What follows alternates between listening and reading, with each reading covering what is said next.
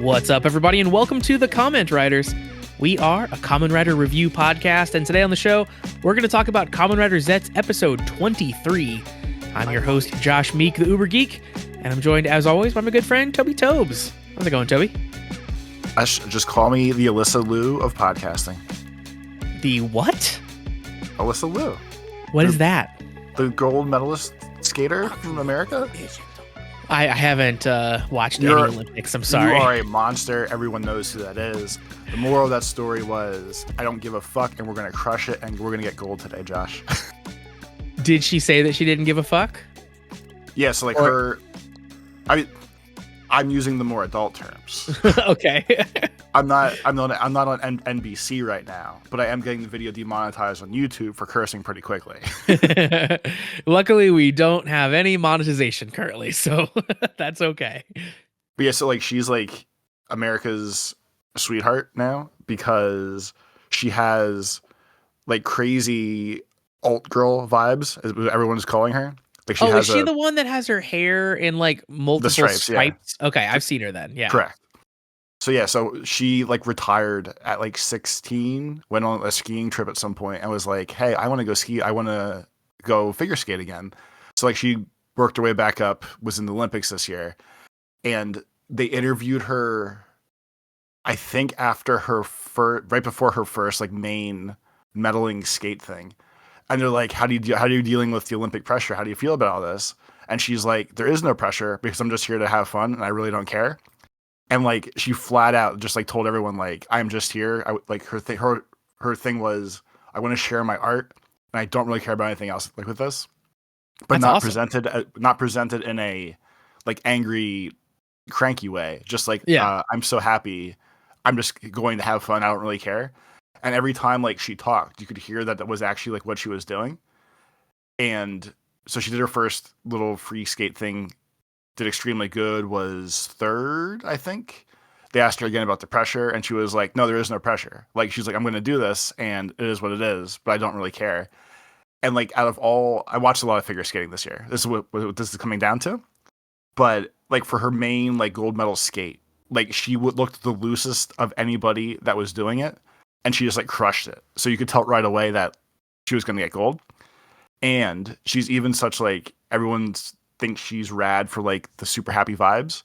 Because even when she won gold, the 17-year-old Japanese girl that got bronze, instead of Alyssa celebrating, she ran over and gave the young kid a huge hug and was like, I'm so happy for you. I'm so proud of you. That's awesome. And celebrated more that her competitor got bronze than she even gave a shit about her gold. And she doesn't seem to care. And it's the best thing ever because she crushed it still. That's sweet. That's awesome. That sounds like the right attitude to have. Yeah. Especially because figure skating is, I think more than a lot of sports, figure skating is more of an art. There is a real performance component, right? Where if you're talking about bobsledding, it's just well, did you go down really fast? I don't know, right? There's no there's not as much art to it as there is a figure skating performance or something like that. So that's cool that she's it's cool that she's drawn to that side of it and not the I'm gonna crush my opponents, my opponents. Cool. I always love, that's always the best thing about the Olympics is the feel good, cool person stories that come out of it. Yeah, I had more it's the same weird internal thing I get when people win general sports things and everyone's screaming for them and you can see how much it actually meant to the athlete, whatever. Mm-hmm. And I like those things more. Where the one, I think he was a snowboarder. But the snowboard thing where they race down the hill and go over jumps and shit. Yeah. The guy is 40 or 42. It was his retirement. And he said, I'm retiring after this year no matter what. And he either he medaled at least. I think it was gold. It might have been silver. But he got so stoked that he basically ripped off his 7 layers of shirts and started flexing and screaming and then rolled in the snow and made faces. Because he was so excited that he won. That one was cool. The one Japanese girl for figure skating again like they said that she won gold for her team, like Japan for the team thing, and like it didn't click to her that they won. So everyone else is screaming, and she's just like sitting there. And then you can see like the actual moment it washes over, and she starts screaming and bawling. And like those are all I watch. Like I doesn't matter what sport thing it is, whatever. But like any of like those superhuman moments of like just the pure happiness or the excitement, like that's my favorite part of most sports in general. But like it's obviously extra amplified for Olympic stuff because it's way more like pride for people. They feel like they're doing stuff for their country. Like it's a whole different wild thing. Yeah, the Olympics are kind of crazy because like being an Olympic athlete generally in these kind of sports, right? Like these aren't really sports that have like massive scenes outside of the Olympics. Like sure there are probably like, there's probably a lot of figure skating competitions, but like the Olympics are like putting your sport on a level that nothing else compares to. So then like in reality, you are training like every day of your life, hours and hours every day for, years and years to get to like a single day, really. And that is I don't know how. And depending on your thing, like your single day is really just like 3 minutes of something, and that could be your entire 4 years of life, 12 hours a day. Totally. Like, distill down to 3 minutes, and you're not fucking up. I don't know how you wouldn't be able to like not psych yourself out about that. Like thinking about all the commitment and time you've put into it, and like you've literally devoted your life to it. I'm sure in most cases with most athletes, it's like you've sacrificed a lot too, right? Like you probably don't have the relationships and stuff have suffered, and maybe school, maybe work. Like I'm sure like everything else has fallen to the wayside. So yeah, to like have all that pressure, like you said, on like 1 3 minute whatever happens to be. Yeah, like that's it'd be hard to have a good attitude about that. It on either side, like it'd be really hard to be well adjusted with that going on. Yeah, and like the one, I think it was either German or Netherlands or somewhere in that group. The guy's 35, and he never won a gold before this year in the 4-man bobsled or like a bobsled event. And basically, he was like the same story. He was like, "This is my last year, no matter what." He's like, "My kid and my wife tell me too much. They don't see me." And he's like, "I can't keep living this type of life, so I'm done." And like he specifically won a gold, I remember. So again, like when you see like the actual like moment of recognition wash over them is always like the coolest thing because they're like, "Holy fuck, this was all worth it," kind of deal.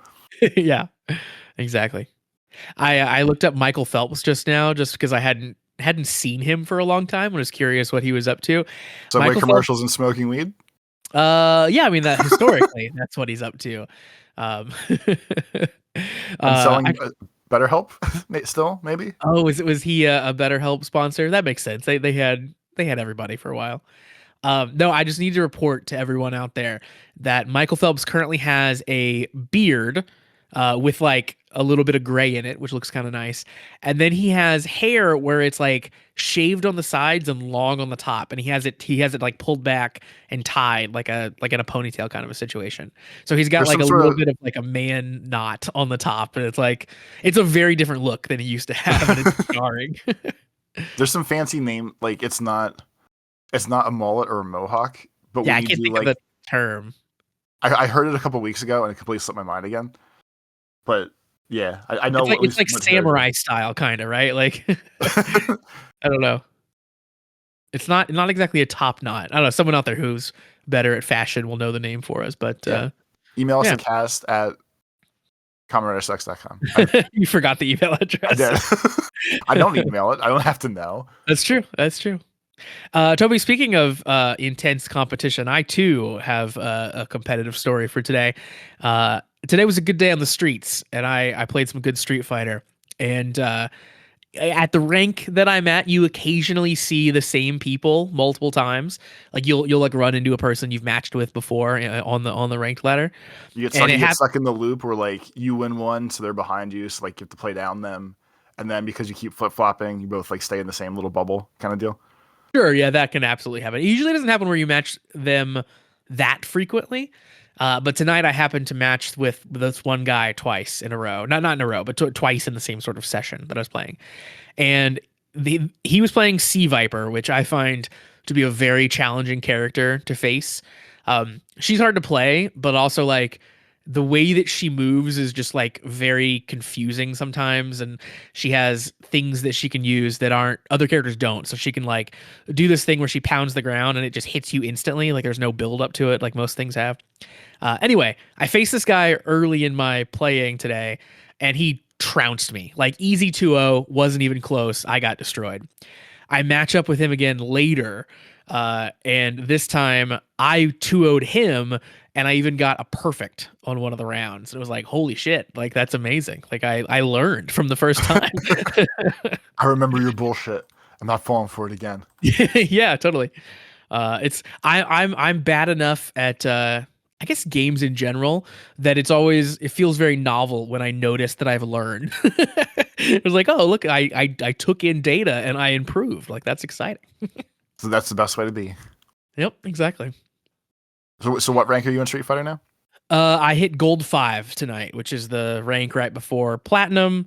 So it goes gold, platinum, diamond, master. Um, Platinum is really like the rank where everybody starts to get real sweaty. like Okay. like you can kind of like mash your way up to gold. I have found fighting through gold has been tough but doable. Like I've made progress. So now I'm at the very tippy top of gold, and I'm getting matched up with platinum players once in a while. And yeah, it seems like from watching online and stuff that the platinum players are like pretty much everybody you hit is going to be kind of a killer at the game. So I've been really working on my punish combos with Ryu. So like basically when you get an opportunity in the game where the opponent is staggered for a good amount of time, you really want to maximize the damage that you output at that point, right? Because it's free hits. Like you've sort of done the back and forth enough where then now you have a moment where you get to just fire off on the person. And really up until like last week, I was like not maximizing those at all. So I've been practicing like kind of the max damage combo you can get out of one of those without using any meter. And it is very tricky to hit because it involves canceling a kick into a dragon punch. And that's just a lot of like very fast movement on the directions. So I've gotten up where I can hit it a good chunk of the time, and it's really awesome to hit it like in a ranked match, right? Because like it's easy to do it when you're just in training mode. When you're playing a real person and you hit it, it feels awesome. Do you, knowing yourself, yeah, being realistic, do you think if you crack the bottom of platinum, that will probably be where your rank stays for the rest of your fighting on the streets? No, I think I can get through platinum. It's just a time commitment. I think it'll take a lot longer than getting through gold has taken me, and I think I'll have to do a lot more training like this, where like I'm like working on this one combo right now. I think I will have to learn a few more big combos that I can really really get down pretty easily and get off pretty easily in a match. But even up through platinum, you still earn more points for a win than you do for a loss, than you lose for a loss. So all things even, if I'm winning half of my games, I just have to put in enough time and I still get through platinum, right? So I think it's very doable. It's just, do I have, as an adult who has a job and a child, do I have the time to get all the way through platinum this year? I don't know. My main goal for this year was to get to platinum, and I'm very close to getting that now. So that feels good that it's, relatively early in the year and I'm close to it. And you don't D rank, like if you don't play at all, you don't D rank. No. There's no like season for this level of rank. You keep this forever. You can of course D rank if you lose a bunch of times in a row. Yeah. So like if I hit platinum, I can drop back down to gold if I lose. But yeah, you don't D rank just from playing. You don't D rank over time, or after a certain time frame ends or anything like that.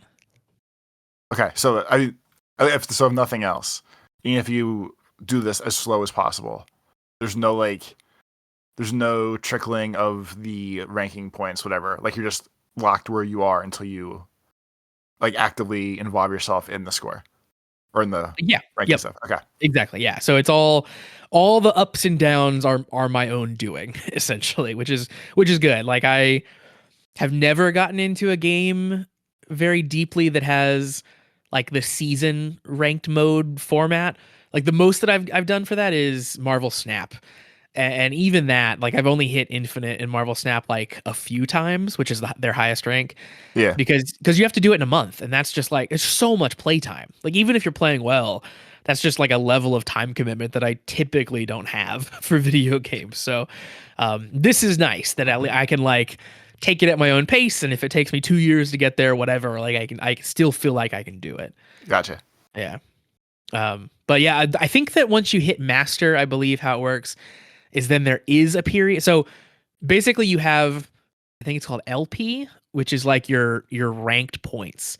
And then when you hit master, they give you another number, which is like your master rank, your MR. Um, Master rank, of course, can go up and down as well. And I think that master rank resets. I don't know how frequently. But I do know that like the pros that stream online and stuff will have to go in and like rank back up to like the highest MR. But yeah, the scrub points that I'm in currently in do not reset. There you go. All that matters. Yeah. But it's fun. Yeah. Still trying to get better for that tournament that's coming up. Gotta get your little ass ready. Totally do. Speaking of getting ready, Toby, let's get ready and talk about Kamen Rider, shall we? Let's put this podcast name to good use. Let's do that thing. Today we're going to talk about episode 23 of Zeztz, and we are picking right back up where the last episode left us, and Baku and Nox are in the middle of a battle.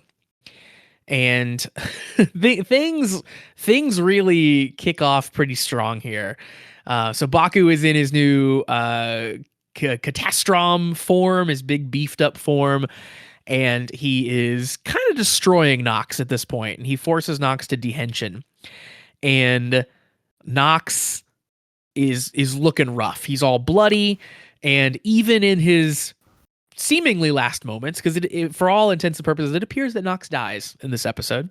I would almost guarantee it, like the rest of them, but like the ones that we were vaguely unsure of last week. Yeah, were basically all but confirmed this week of yes, they are all actually dead.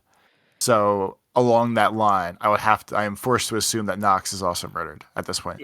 Yeah, they even kind of go so far as to like try to confirm it because Fujimi and Nazca run in.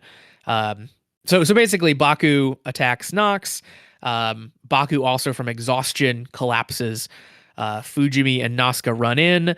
They find the two of them and they kind of check pulses. And Nazca, of course, is like, Baku's alive.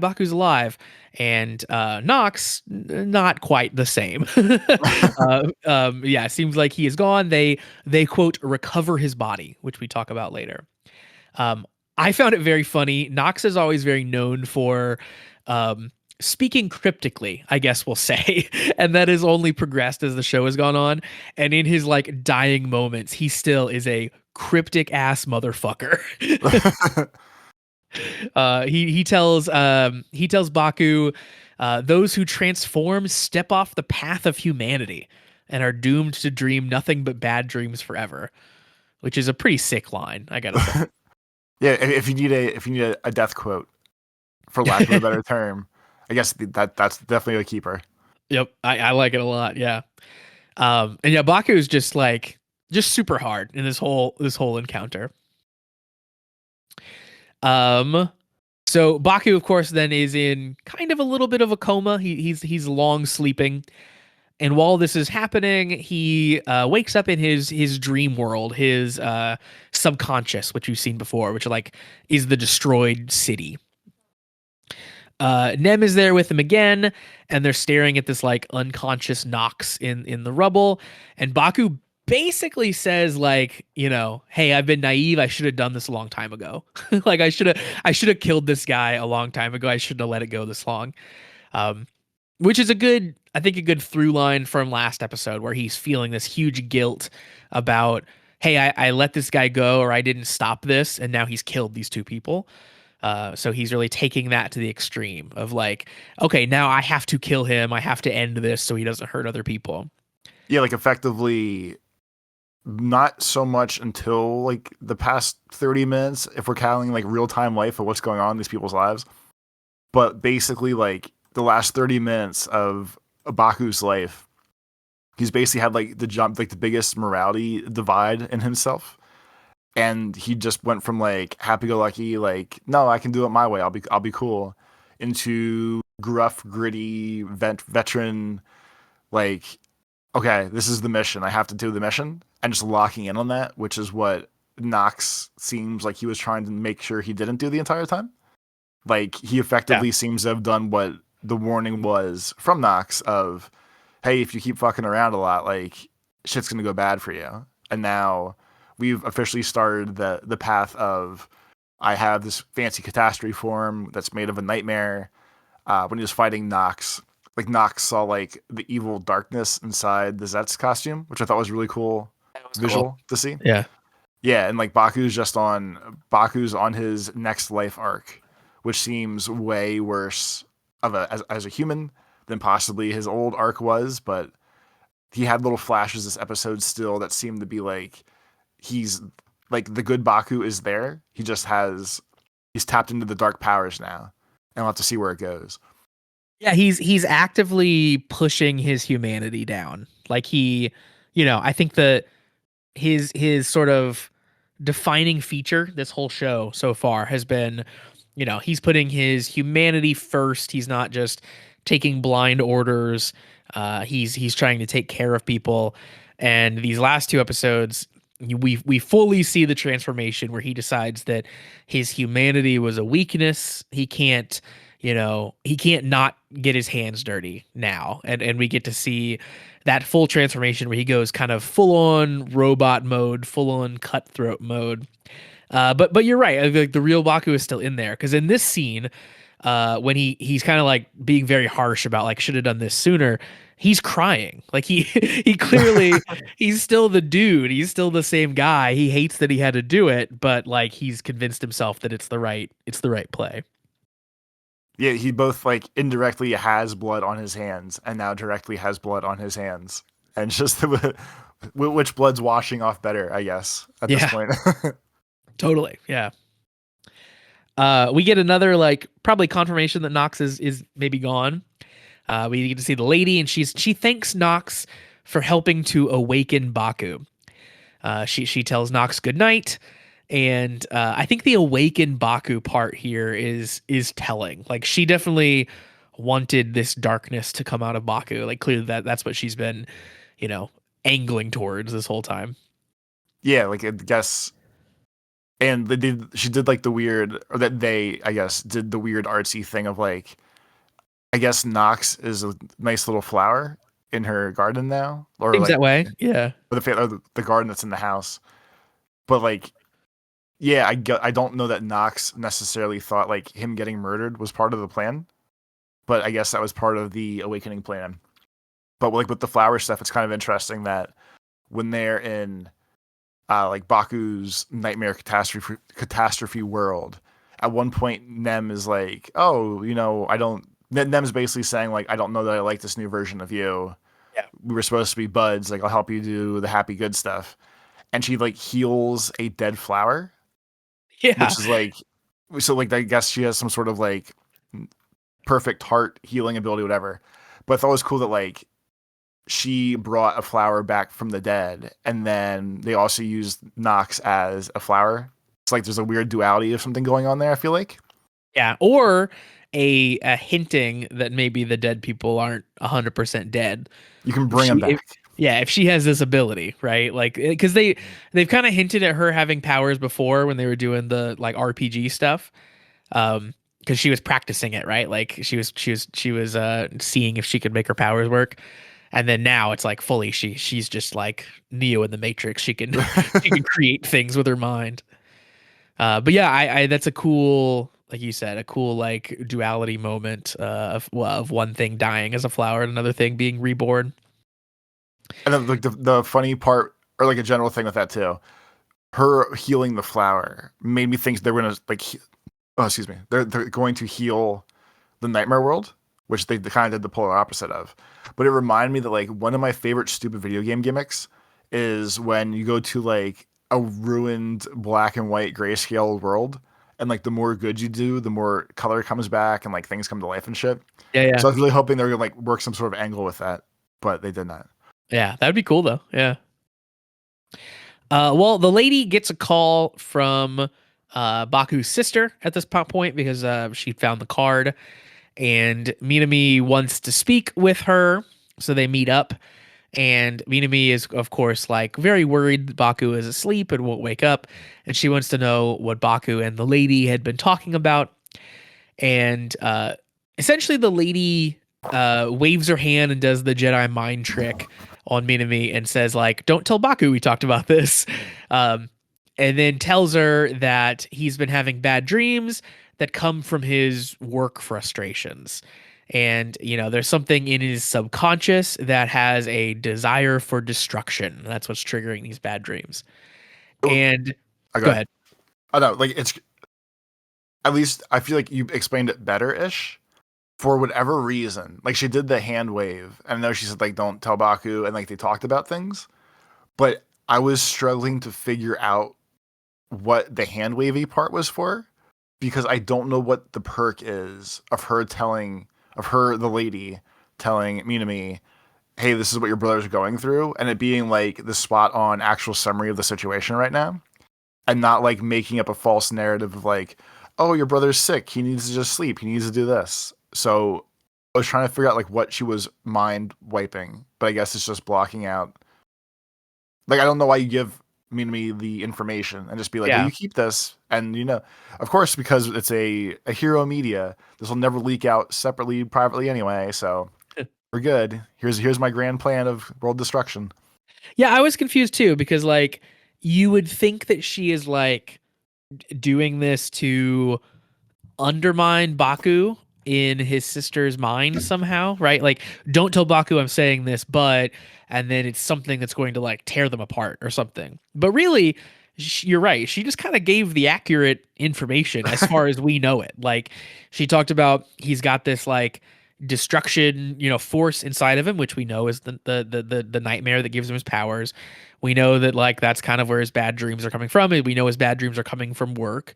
So she didn't really lie about anything. So yeah, I'm confused by her play here, but so far, she doesn't seem to have been doing too much evil aside from, of course, the slight mind control here. Well, yeah, like Uh, it's crazy where it almost seems like between her playing doctor for Baku and then her playing Baku's doctor for Minami, like all of her actions in the awake world that's not in her little nightmare garden hole all just seems like she's helping more than anything else. Like she's actually like doctoring these people. yeah, I mean, like when she met with Baku, she tried to mind control him, and it failed. If you remember that, she like Yeah, but the mind thing doesn't do anything. Like yes, her doing it to or it being done to Nem's doctor, I guess, is a bad example of what happened. But otherwise, it just seems like she helps you suppress bad things in your mind, so you don't have to worry about them. She yeah, might, she might be a hero after all. could be. So she ends up telling Baku's sister, keep talking to him to wake him up from the dream.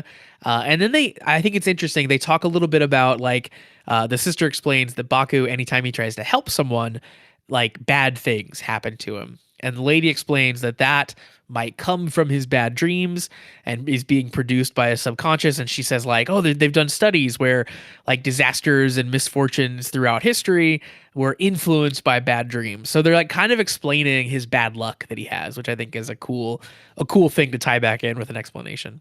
Yeah. Uh Meanwhile, we cut back over to the command closet, and who walks in the door but code number 3. He hasn't been back to the command closet for a good long while, but he's back here now. And I It's thought this just like scene, home. yeah, I thought this scene of him coming in was awesome. He like comes in, he like looks around like he owns the place. He charges through the closet doors. He goes into Baku's bedroom. he sees Baku is asleep. He tries to wake him up and says like, "This is no time to be sleeping. We got an emergency. What are we doing?" And he gives him like the hardest heart punch of all time. Yeah. And Baku just still lays there. Like he's just so deep in his normal coma sleep that gets worse every time that like he just gives no fucks.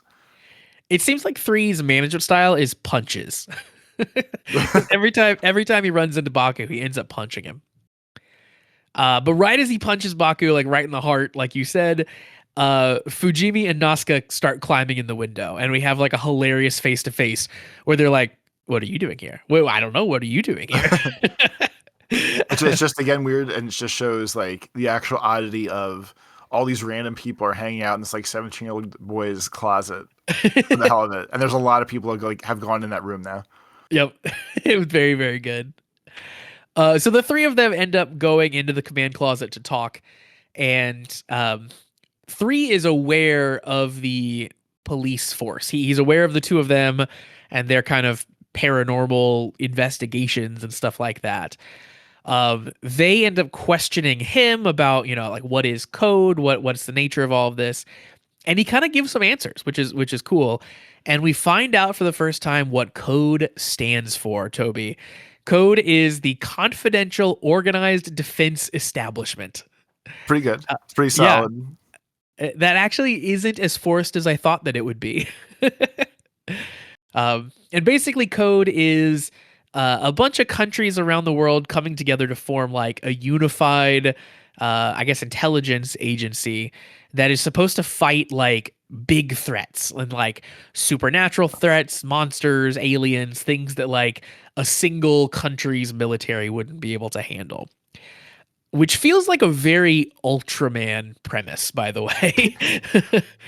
So at least like, or like with all the American stuff, like it's effectively Ghostbusters meets X-Files meets whatever other like paranormally fringe stuff that we've had here. But I guess the Ultraman thing would make way more sense considering it's another Japanese media from the same company. Well, from a different company, but yeah, Japanese or media, like, yeah, same genre, same tone there. But yeah, I think that's cool. I think that is a really fun concept, like for a sci-fi concept, like because it feels very close to reality, like you know in a world where these types of like supernatural world threatening things can happen, you would think that like countries would band together to figure out how to fight them. So like an organization like this existing feels somewhat reasonable. Yeah, it's cool. And of course, it's always going to go bad. If an organization like this exists, it's going to turn evil. That's just how it works. It's kind of funny that like we've asked more so, I think during the Sentai shows, but maybe the Kamen Rider ones in our ramblings during the Patreon watch and react stuff. Like we've always wondered if there's actual continuity when like what happens in these people's lives after there's a monster attack or the city blows up, or like do the next generation of people remember like the Kamen Rider that was there kind of thing. So it's kind of cool if there's a back end overarching reason for all the shit that happens in the world here. Yeah. More so than like some of the other shows are just like, hey, this is just the world that's here and we're going to go forward from this point.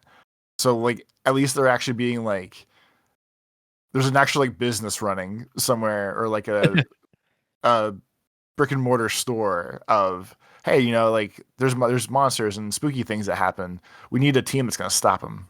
Yeah, totally. Yeah, because in most, especially most Sentai, it feels as if the countries that are being terrorized by the giant monsters, like Japan, is kind of doing nothing about it. Like most of the time, it's like, wow, there's a big monster attack, and like the most you might get is like, oh, it got cleaned up, but you don't ever hear like, wow, Japan was really scared about that monster attack and they've decided to fight back. So yeah, it's kind of cool seeing like, oh, hey, there's scary stuff and like they're doing something about it. Like the countries are working together and doing something about it. Makes a lot of sense and does feel a bit more grounded in reality, at least. Yeah. Three is very, I guess, very callous here in his conversation with the police, which they obviously don't like, especially Nazca, who is sad about her friend dying. And Three kind of tells him like, hey, the agents carry out their missions. in secrecy, alive or dead. You know, they might die, but we still aren't gonna like, say much about them, and we're gonna keep it a secret the whole time, their entire mission. And he basically confirms that he sees the agents as kind of pawns to be sacrificed, like they are being sacrificed for the greater good, basically. Which was pretty much like Knox's complaint statement from the beginning. Yeah. Of like all of why he hated this whole thing since way before we knew everybody else that was part of Code and all the other people started showing up and everything else. Like Knox's thing almost the entire time has been effectively what we just heard 3 say is their actual business plan. Yeah, he specifically even says that like we can only achieve world peace through, great sacrifice. So I appreciate this about 3. Like 0 always seemed like nefarious from what he wasn't saying. Like he would like maybe be nice or say the right thing, but like you could tell there was more he wasn't letting on to. And 3 just puts all the awful stuff right on Front Street, right? Like he's a bad dude. He doesn't care about his agents, but he'll tell anybody that. He doesn't care. So yeah, he's a fun person to have in charge right now because he's just kind of such a scumbag. He's a businessman. Truly, yeah. We cut back to the dream world, and Baku and Nem are continuing to talk. In this scene, I really liked that Baku specifically calls out that like he had used this idea of saving the dreamer as a way to avoid getting his hands dirty, and he can't do that anymore. Again, I don't think that's the right answer, but it plays into what he's going through right now and sort of the transformation we're seeing in this episode. Nem has like a bit of a crisis about being the person who makes the nightmares, and then this is where she gets to show off her new powers, where she can like regrow dead roses, which is fun. Good old sleepy, never gonna wake up Nem, my favorite of all the characters. Except, spoiler alert, she does wake up. Baku tells us in this dream that he's ready to throw it all away, including his own life, to get stronger.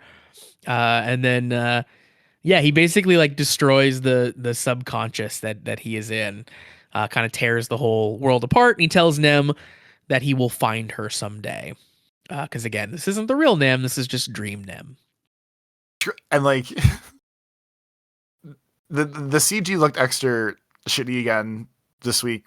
Like, I'm glad he destroyed the weird nightmare subconscious world. Yeah, we don't want to go back here. It looks like crap. It sticks out so bad when I really sit and think about it and like actively like stare at it. So I'm glad it's dead. I do think it's hilarious that like he basically like Falcon punched the hole in the moon and just crashed into the earth and blew up. It all just disappeared, and then everyone woke up out of their assorted dreams. Now, the CG did look bad. I 100% agree. But the visual of the moon falling out of the sky, was pretty good. That was pretty cool. Yeah.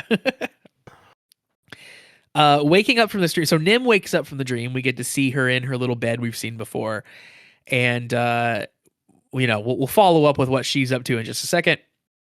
But Baku also wakes up. His sister is vacuuming. He wakes up. She's really excited to see him. But he kind of like brushes her off. And he walks into the command closet. And when he's in there, he sees the 2 police officers. They wake up. They'd been sleeping. And again, they're very excited that he's woken up. He kind of ignores them as well. He walks back to his closet and he puts on his agent uniform. And they're like, Baku, we're so glad you're awake. And he turns around and tells them he's abandoned the name Baku and he goes by code number 7 now. And he's full on in agent mode. Yeah, he's full businessman. He's not fucking around anymore.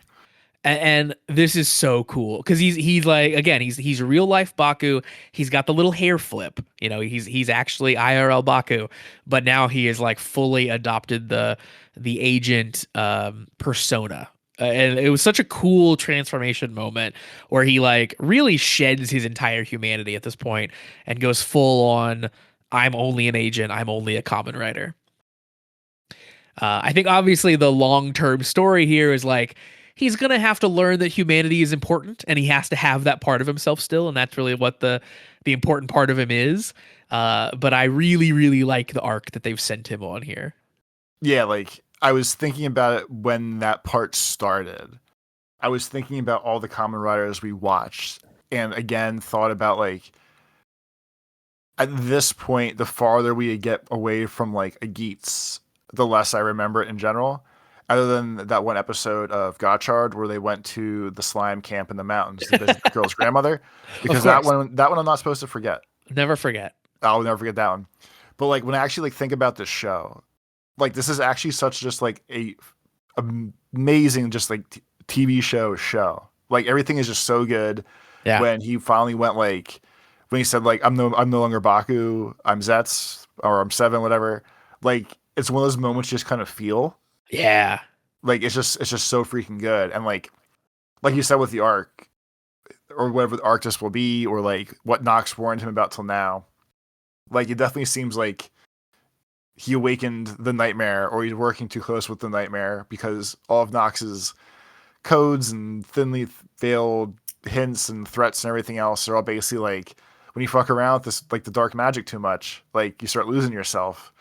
So absolutely, like in a couple weeks, if not longer, at some point, like it's always gonna be some weird morality fight choice decision for him of like I've talked to the darkness too many times and like I can't shake it now kind of deal. And Yeah. I'm ready for it. It's just like they set it up so freaking good for all this. And whoever the actual showrunner is for the show, or like the writers and stuff, they figured this shit out this year. Like this is definitely like the best of all of the seasons we watched. Yeah. That for like just like solid ass action hero show kind of thing. Yeah.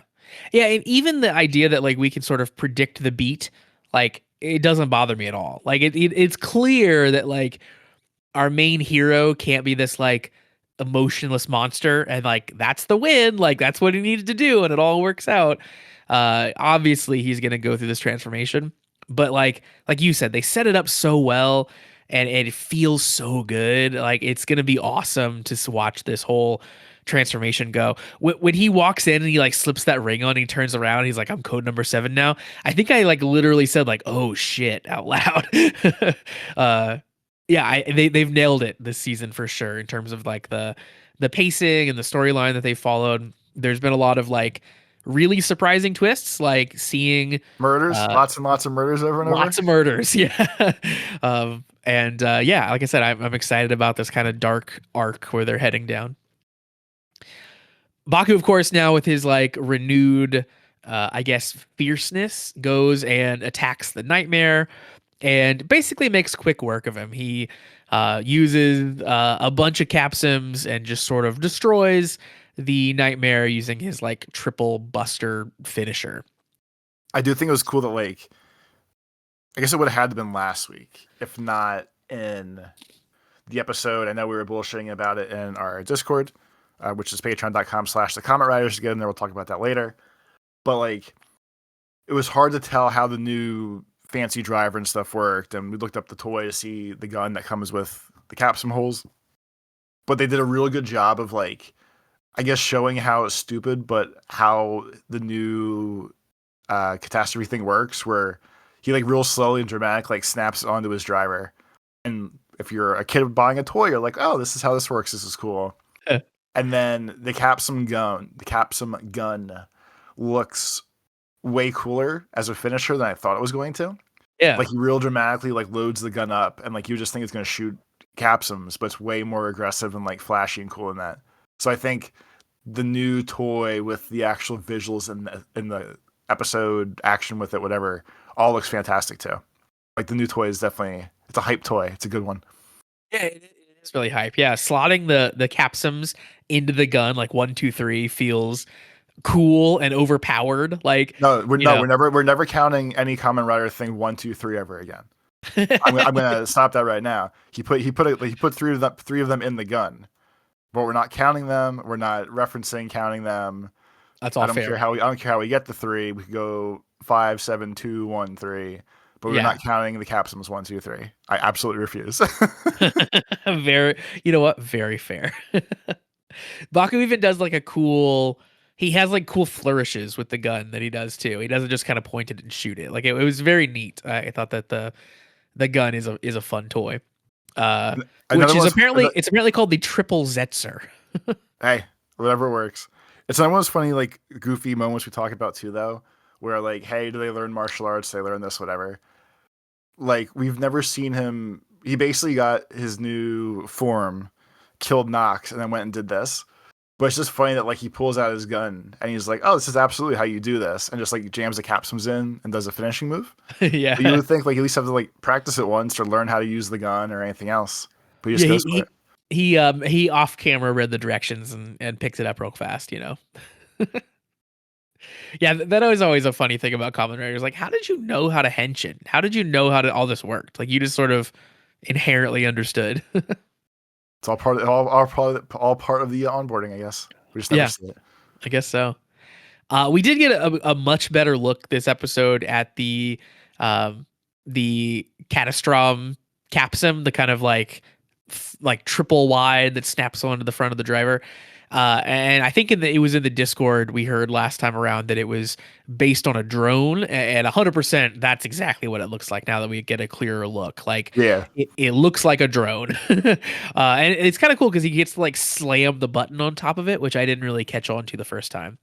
But the button is the thing that sort of like kicks it off, and it's this big orange button he hits with his fist. It's cool. And then to close out the episode, we get a pretty shocking revelation, I guess I'll say. And I'm surprised we didn't see this coming because once it happened, it was like, oh yeah, that's obvious.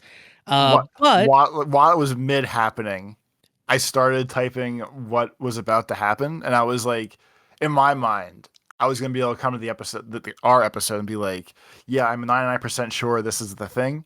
But of course, I just do like the slow pan, the slow reveal of some information that seems very obvious now that we got here. But you can go ahead and tell your story. They were going to tell your story. Yeah, I was in the same boat as you. I think I figured it out like 10 or 15 seconds before they actually revealed it. But Nem wakes up from the bed that we've seen her in before. She walks into the other room. She sees the lady. The lady turns and was like, "Oh, I'm so glad that you've woken up. It's nice to meet you." And then Nem calls her mom. So it seems that the lady is the actual real parent of Nem. Yep. Shock So of shocks. when when they when she like I guess when Nem woke up and walked out and the lady started talking, it was like the weird slow pan vibe of like, here comes an information dump. And as soon as it started, I was like, oh fuck, Nem's gonna be your kid, or she's gonna say hi mom, or something equally as absurd. And of course it happens almost immediately after, which is Yeah, definitely a fun swerve, I guess. yeah, super fun swerve. And it's funny that like we had all the information before. Like, we knew that Nem was asleep in the bed. We knew that, I think we even had seen the lady like over her, like watching her while she slept. It's funny that like it wasn't until this scene that we didn't put this together. But yeah, I didn't really think about it until, like you said, as this scene started, and it was like, oh wait, is it gonna play out like this? And then it totally does. Um, Now I don't know what any of that means, but I'm really excited to find out more. Yeah, because you would think, I mean, obviously she's using Nem, or we thought Nox was, but like a combination of them are using Nem to make the nightmares, kind of, or to raise the butterflies, I guess, for lack of a better term. So it will be weird or interesting to see now that the nightmare verse was effectively blown up, or like Baku's dream verse or whatever. Like, I guess that side of the coin is Nem gonna help her mom? Because obviously she's not gonna want Baku dead. And like, how is that relationship gonna pan out with Baku swearing he would find them down the road at some point, that kind of shit. So there is an alternate version of this that they could go with that makes the lady not be evil potentially. Like, so Baku unlocked his sort of inner destruction power, and in doing so destroyed his subconscious, freeing Nem, and she was able to wake up. There's a chance that the lady knew that that needed to happen to get Nem out of her coma, and like that's why she was pushing Baku to this point and trying to orchestrate this happening, because she knew that it would like free Nem and wake her up. I don't think So that's maybe Nox, actually. or so maybe Nox didn't know that this was actually the end game. Could be. Yeah. Maybe like the lady just found a sucker who would Yeah. help get her towards this timeline kind of deal. Sure, and like maybe she gets to say she knew that Nox needed to hear like code sucks, so she rolled with it, right? Like, yeah, we're gonna take code down, but really maybe it was just that she wanted Nem back, and this was her pawn that she could use to make that happen. As always, there's a lot of ideas. Yeah, there's a lot of possible fun paths or branches this could all go down, kind of thing. Yeah, for sure. I don't really think that is necessarily where they'll go, but I'm really interested in hearing the lady's motivations now, because like this definitely throws a big wrench in what I thought about her up until now. Like I don't know where her allegiances lie really anymore. I don't know where her motivations are, and I'm really really interested in next episode to figure out what they say to each other at this point. It's basically like all the conversations or things that people are going to have. Where are these going and what are they and everything else? Yeah. So yeah, a big episode where big stuff happens again. We've had a couple real humdingers in a row here. We're only on 23, which is crazy. Yeah, we're probably like floating right around the halfway point at this point. Yep, totally. There's a lot of shit going on. Speaking of shit going on, Toby, as you mentioned earlier, we do have a Patreon. We'd love for you to check that out. You can find that over. Shit going on there. Every week there's shit going on over at the Patreon, and you can be part of that shit if you want to. First off, patreon.com/the Comment Writers is where you find that. $3 a month gets you access to the Patreon. That gives you Discord access where you can hang out and talk about all kinds of toku stuff and Pokemon stuff and all kinds of stuff going on over there. You also get access to all of our bonus content that we post, which is usually a couple things a week, where we are watching through other tokusatsu that we don't talk about here on the podcast. So this week we are finishing up Gozyuger. We're going to be starting into Super Space Sheriff Gavan Infinity very soon. We are finishing or getting towards finishing Dawn Brothers as well. We previously have watched through like all of X-Aid, all of Black Sun, a bunch of movies for those various series. So tons of stuff up there on the Patreon. And if you're not sure you want to spend the money just yet, you can follow the Patreon for free. We definitely urge you to do that. We do post things for free occasionally, like the first 3 episodes of every show that we have watched. So there's a lot of stuff to check out, even for free on the Patreon. Once again, that is patreon.com/the Comment Writers. Yeah, it's been super fun to see the Patreon community grow and like the Discord be hopping and stuff like that. That's always a blast. So thanks everyone who is a patron currently. And yeah, we do hope if you aren't, you check it out. It's a fun little community that we've created there. We also, Toby, have an email address. And you obviously are an expert at the email address. So why don't you tell everyone what the email address is? That's at CamenRiderSucks.com. Very, very good. Cast at CamenRiderSucks.com. All right, so let's jump over and look at some emails here today.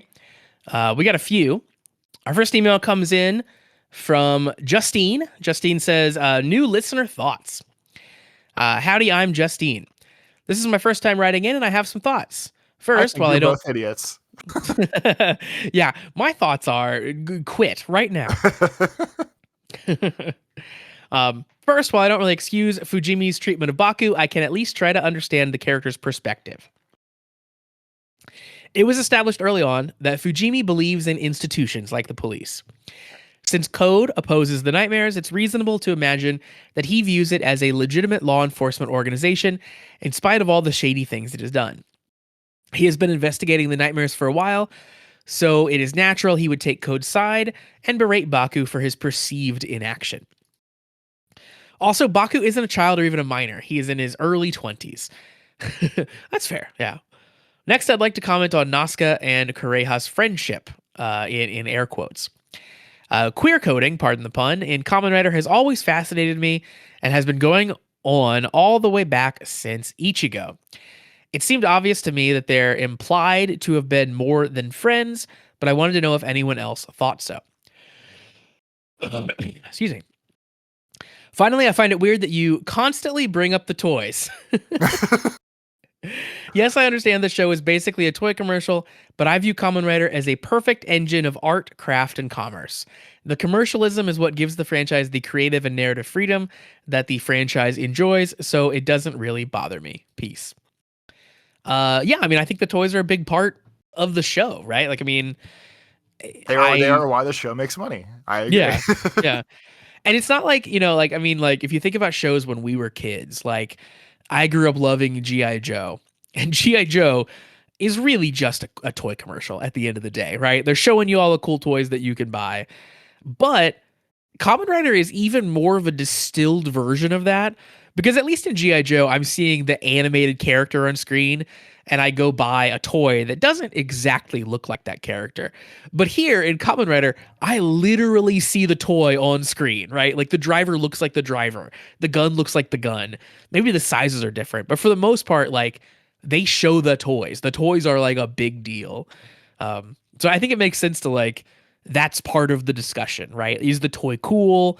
Is the gimmick cool? Is it worth, you know, building a toy line around? I think those are all valid ways to approach Kamen Rider discussions, personally. Or at least like, so while that could be true, and while I usually am the instigator of the toy things, I think to what you said and possibly the defense of this, if you're not old like Josh and I, like that, like basically, like Josh said, like our effective 80s, early 90s cartoons were literally all like, hey, we're selling toys, or like, hey, we're making this cartoon and you're absolutely can buy toys off of this. Like it wasn't a one-to-one parody. It was, hey, Ninja Turtles, the old ass cartoon is still going on. And by the way, we announced like series 5 of the toys this year, which has like Raphael as a wizard and Michelangelo like cheese faced from eating too much pizza and stuff. Yep. So Yep. at least for me, like even if it sounds like I'm shitting on it sometimes, which possibly I am, also part of the fun of it to me is like, at least for my own entertaining of myself in these situations, I enjoy the fact that like we see a new thing happen in an episode, like he gets a new driver, and the fact that I can go to a website right now and instantly buy the thing I just saw on the TV show is kind of surreal to me. I guess more so to like the 8-year-old version of me that was like, wow, the GI Joes have guns that shoot lasers. I'll never have one of these, but I can actively like watch Kamen Rider today and go, hey, he popped a new capsule in his gun.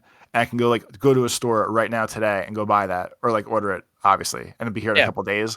But like, it's more just surreal to me that that's part of the thing. And during one of the seasons, whether it was Sentai, this, whatever, like the one season, one of the producers, writers, directors, whatever, were like, yeah, they told us this is what the toy was, and we had to work our way around it, and that was the idea. So like between that and like we looked up at one point, like the show itself, the thing you watch on TV, is the loss leader for the toy line that goes along with the show that year. And just there's a part in my adult weird jaded brain, I guess, that just seems surreal to. That we're actively writing a TV show that is to sell toys, or like the show doesn't work if the toys don't sell, hand in hand parody kind of thing. Yeah. But I do like the shows. Aside from that, it's just the toy part or the buying of the props of the show, if that makes it sound better. The fact I can buy props from the show right after watching the show is wild. Yeah. I 100% Or, agree. Yeah. or like I guess more so like any main thing in a show, I can get officially licensed versions of to my house. I guess would be like the most like adult base level statement to make that. Like if I watch what the hell TV show does I watch? Like I guess the last big thing is like Stranger Things is everywhere, but like I can't find like a Mike Dungeons and Dragons book after watching that show and buy it and see like what they did. Like there's fake weird versions. Like I bought one from Target the other day. That's like a fake novelization of what they did, but not really. But like there's still no like one-to-one thing in most, if not all, Americanized media of I'm watching this thing on television and now I'm going to buy the thing from the show for real. So it's just like a weird different thing to me. Even after all these years, it's still just wild, I guess. Yeah. It is. It's very unique in that regard. You see the thing on TV, you can go buy the thing. Um, so yeah, I 100% agree on that front. It's also like you pointed out, like it's very interesting from a business perspective too to talk about that because, like you said, they're designing these toy lines before the plot of the show is really mapped out. So that's a fun angle to think about it from as well. Of like, oh wow, did they like design a show around the gimmick item, or did they just sort of say, fuck it, we're gonna write the show we want, and we're gonna make the gimmick items fit in some way and force it? And like that's always a cool thing to think about. And you also get to think about too, like they are beholden to the toys a little bit. Like they can't just ditch them mid-season if the storyline called for it because they still got to sell the toy, right? You still have to have the drivers go throughout. You still have to have upgrades to the various gimmick items as you go. Like there's certain beats you have to hit from a toy perspective that influence the story. And I think that that's interesting as well to sort of pick up on and kind of follow along as you go. And then my last toy collectible statement, and then we'll probably still talk about more in the future when the mood strikes me. So if this part of it annoys you, I apologize. Hopefully we explained it well this time. It's still wild to me that I can basically buy spoilers for the TV show because they release the things before they come out. Like even if it's a week or two before, like you can pre-order things that are going to happen in the TV show you like to watch, which is crazy to me. And then that's old school. That's old school because like used to be back in the day, the same thing would be true about the toy lines for our cartoons that we watched too. The internet just wasn't as big, so you didn't realize that was the case. But like the toy lines would come out like for movies and stuff before those movies even came out. So like I guess that's true. Yeah, like it definitely is a thing, but it's more prevalent now because that information and those spoilers spread so much easier on the internet. Yes, like that part of it's crazy, and then like the last little part tied to that, then it's also crazy and fun, and I don't know a better way to do it, but it still seems weird to me. The fact that like I don't think they did it with the Zeztz driver. I think it was the Gotchard one specifically, if not a season back.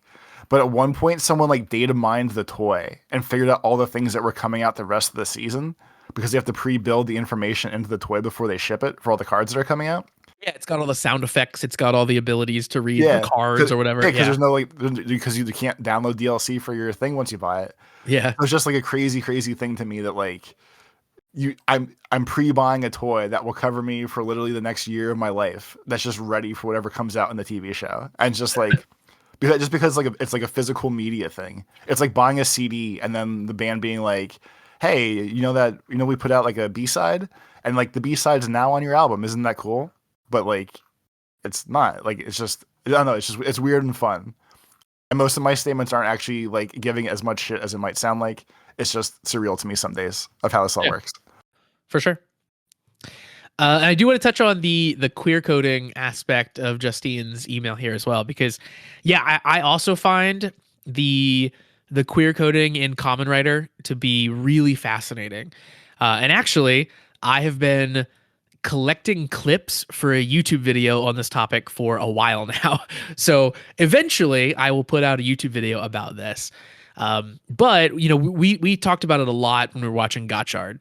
And the characters in Gotchard, I think, are one of the examples of it being very, very on the forefront. That's sort of like what they're hinting at.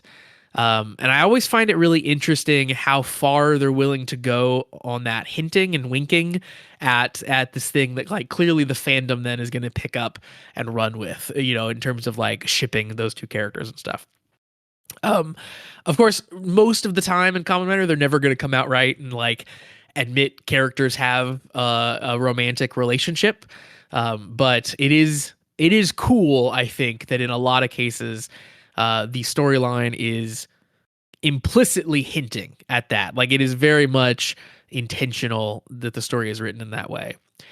There is something also to like just the nature of Kamen Rider as a story that it lends itself to viewing it through a queer lens, I think, because most of the time, right, it is a young pretty male protagonist, usually paired up with other pretty male protagonists. And then like a lot of times the core of the drama that we go through in a season is about their like intense bond.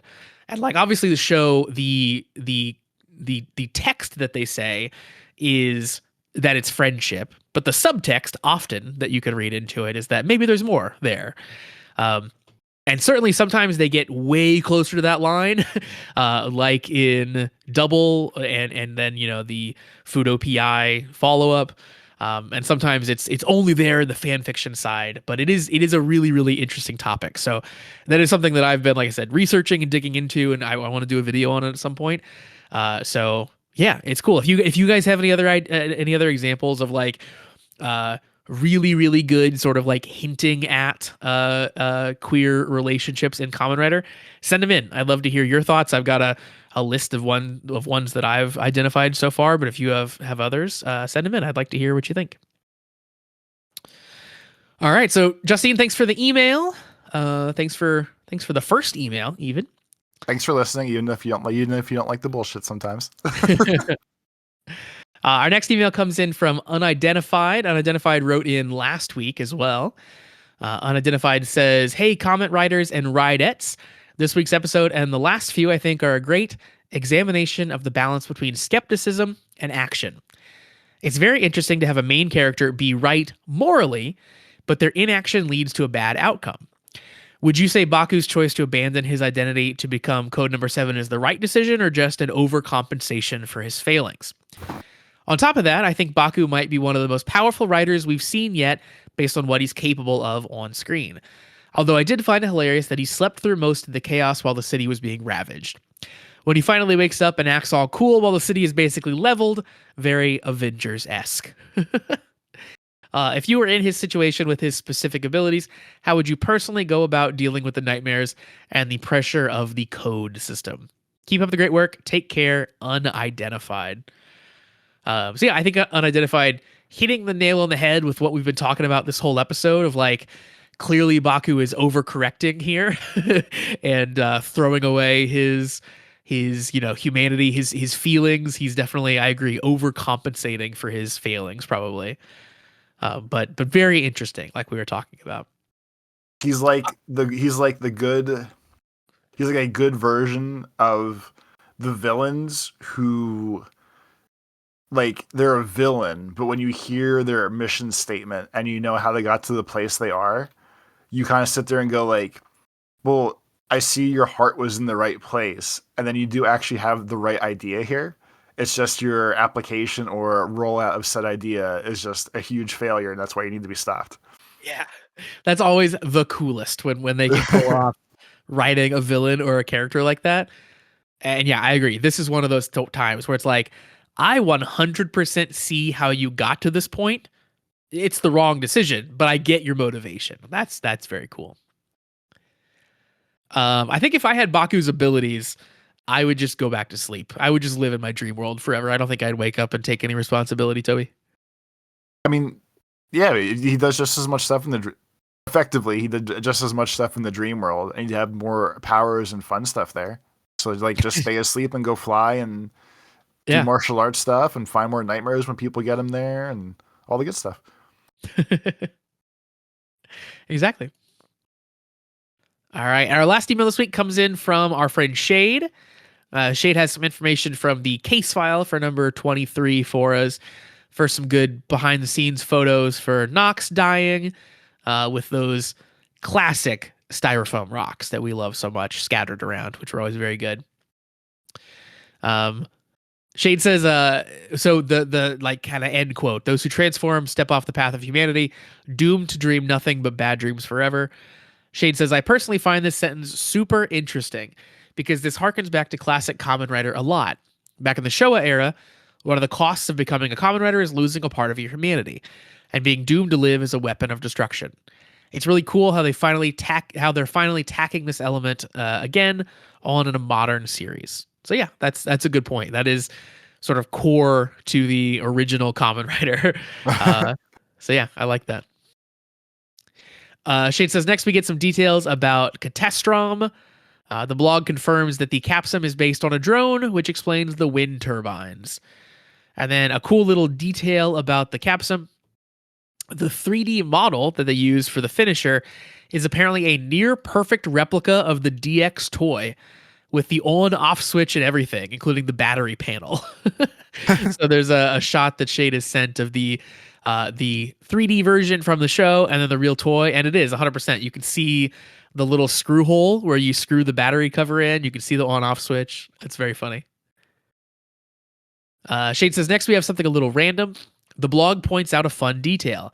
As many of you may have noticed, Fujimi is often barked at by dogs in scenes.